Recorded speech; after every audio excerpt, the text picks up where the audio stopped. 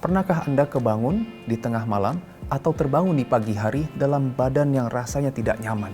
Kok habis tidur, bangun tidur, bukannya nyaman, malah seluruh badan rasanya pegal dan kaku. Bisa jadi posisi tidur Anda tidak tepat.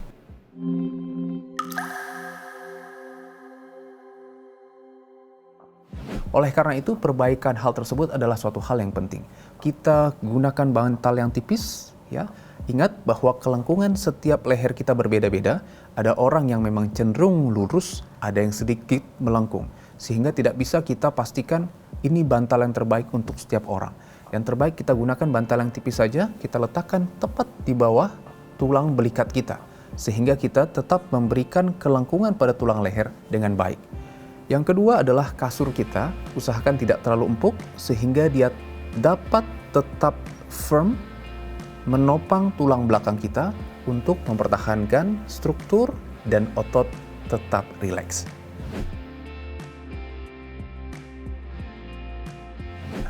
Jawabannya boleh, namun kita harus tahu dulu daerah mana yang dipijat. Jika yang dipijat adalah otot, itu boleh. Otot itu yang di mana sih? Ini semua otot. Leher juga ada ototnya. Kemudian pinggang juga ada ototnya. Namun ketika sudah dekat ke sendi, kita harus berhati-hati. Jangan sampai gerakan tertentu atau pemijatan tertentu, terutama yang terlalu keras pada sendi, menyebabkan kerusakan pada sendinya. Namun jika hanya otot, itu boleh. Kita juga harus tahu bahwa pemijatan bukan berarti harus kencang, namun untuk memberikan relaksasi pada ototnya. Targetnya adalah ototnya rileks. Jawabannya adalah boleh. Namun kita harus tahu, kalau kita memberikan krim atau minyak yang terasa hangat, dia memang dapat menggantikan rasa kekakuan atau nyeri dengan rasa hangat. Namun itu bukan menyembuhkan.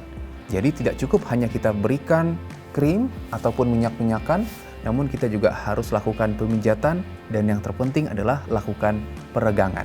Sehingga otot akan kembali kepada panjang normalnya. Dengan otot kembali pada panjang normalnya, fungsinya akan lebih maksimal, nyerinya berkurang, dan aktivitas kita terjaga dengan baik.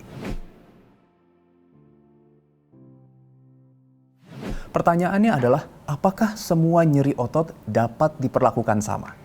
Banyak dari kita, tanda kutip latah, mengatakan, wah ini nyeri otot, saya sembuh, kamu pakai deh. Atau sebaliknya, kita melihat dari media sosial, kita melihat dari banyak informasi ataupun kita melihat dari website, wah kita bisa nih sembuh dengan terapi tertentu.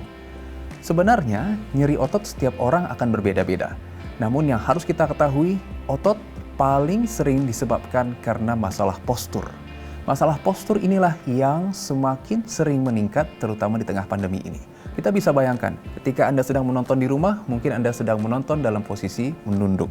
Ketika kita bekerja di kantor, seharusnya pandangan kita tegak ke depan, duduk kita yang bagus, namun kita seringkali bekerja dengan posisi membungkuk. Tidak jarang juga bergeser dengan posisi seperti ini.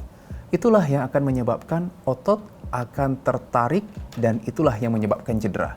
Ketika otot mengalami cedera, dia akan semakin tegang.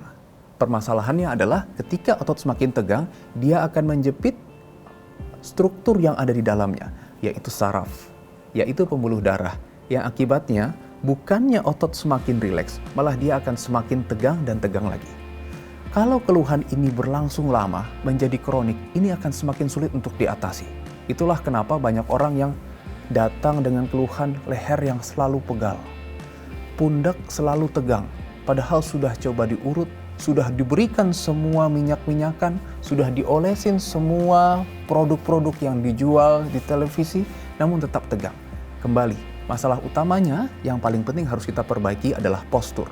Postur ketika kita berdiri, postur ketika kita duduk, postur ketika kita melakukan aktivitas, baik di depan komputer, di depan laptop, ketika kita sedang melakukan meeting online, ketika kita menggunakan gadget. Itu yang penting. Yang kedua adalah perbaikan pada saat kita melakukan satu aktivitas dengan posisi yang kita sebut posisi ergonomis.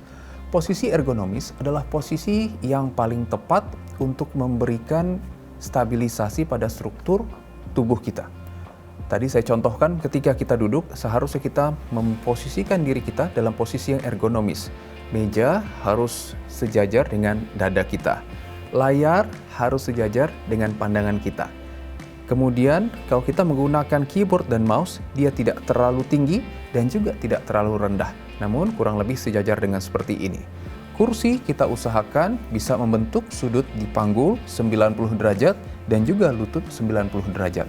Ini adalah posisi yang ergonomis di mana otot akan sangat elastis, bekerja secara maksimal, dan resiko menimbulkan keluhan nyeri sangat minimal. Itu adalah hal-hal yang dapat kita lakukan, perbaikan postur, perbaikan posisi ergonomis, dan juga perhatikan ketika kita melakukan aktivitas. Dengan kita melakukan seperti itu, otot akan kembali rileks, bukan hanya sementara waktu, namun juga untuk kedepannya. Kita tidak tahu akan sampai kapan aktivitas kita seperti ini, oleh karena itu, perbaikan otot yang baik, perbaikan postur yang baik merupakan investasi terhadap kesehatan dan produktivitas Anda. Sekian pembahasan mengenai nyeri otot dan bagaimana mengatasinya bersama saya, Dr. Ibrahim Agung, spesialis kedokteran fisik dan rehabilitasi. Sampai jumpa dalam konten berikutnya.